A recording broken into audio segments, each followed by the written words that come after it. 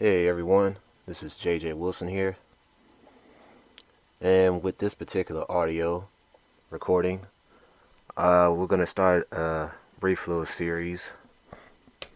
It's a new idea I came about, just opening up a little bit more about myself and what I do in my daily life. Um, this is just going to be an overview of my career in martial arts. So I'm just going to talk about my dealings coming up in the martial arts world. And with this particular video, it's just going to be an overview, like I said. Basically a timeline of how long I've been in it. And I started when I was about 9. But one of the things that got me into martial art was watching my dad. He was a black belt in Taekwondo under the same master that I have currently. So he was doing it like in the early 90s, like back around 92, 93, 94.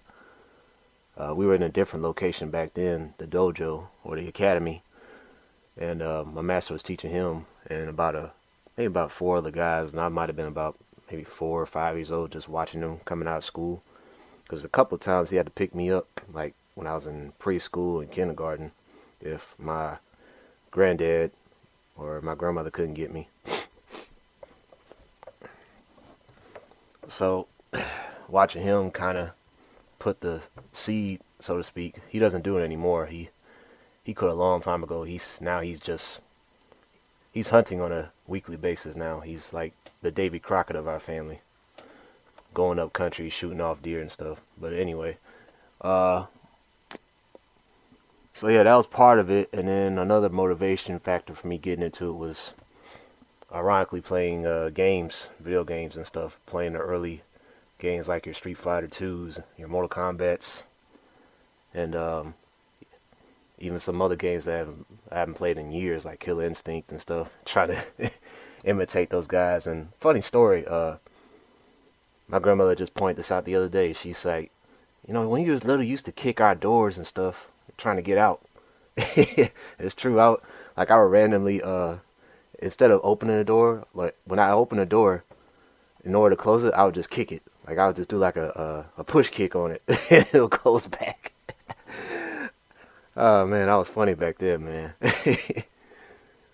But yeah, I officially started when I was about 9 under the master that I have now. I'm not gonna reveal his name or anything, but I did that. I did Taekwondo nonstop until about maybe 15, and then I briefly stopped so I could focus on playing other sports in high school. And it didn't turn out the way I expected, and I eventually came back. I took a couple breaks in between anyway, like when I was 12 and stuff, so I could play sports.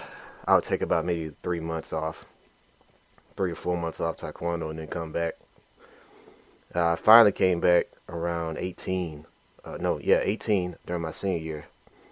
I came back full time until college, and then I had to stop once again for college. So that's kind of a recurring thing for a lot of us when we do Taekwondo. Like we'll have to take breaks, and it's mainly because of school and sports second.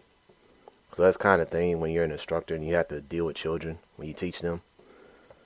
Uh, After college, I didn't really get heavy back into martial arts again until I came back home. Like during the summer times, I would go back and do Taekwondo then.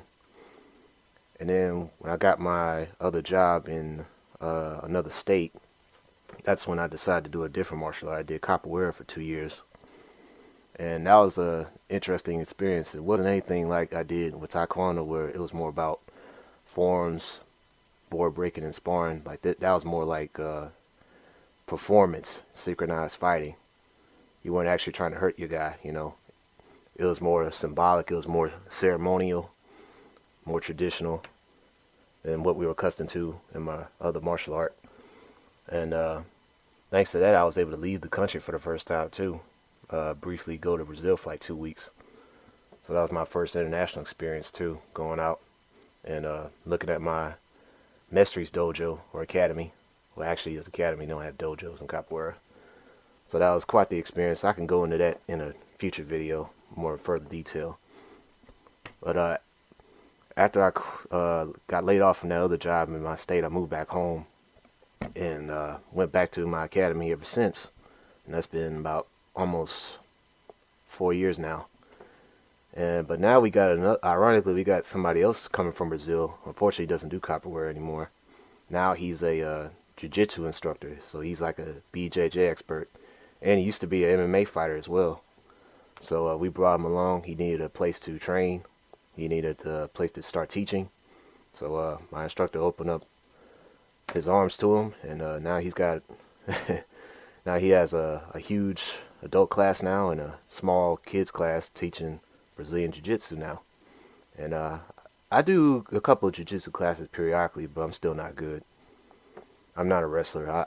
I prefer punching and kicking. I know that BJJ is the new craze these days, so that might be another video trying to go into detail about that. But yeah, that's my video, my overview about my martial arts. So if you guys want more details, feel free to let me know, and I'll see how many more videos and topics I can come up with about this. So that's going to be it from here. JJ Wilson, and I'm out.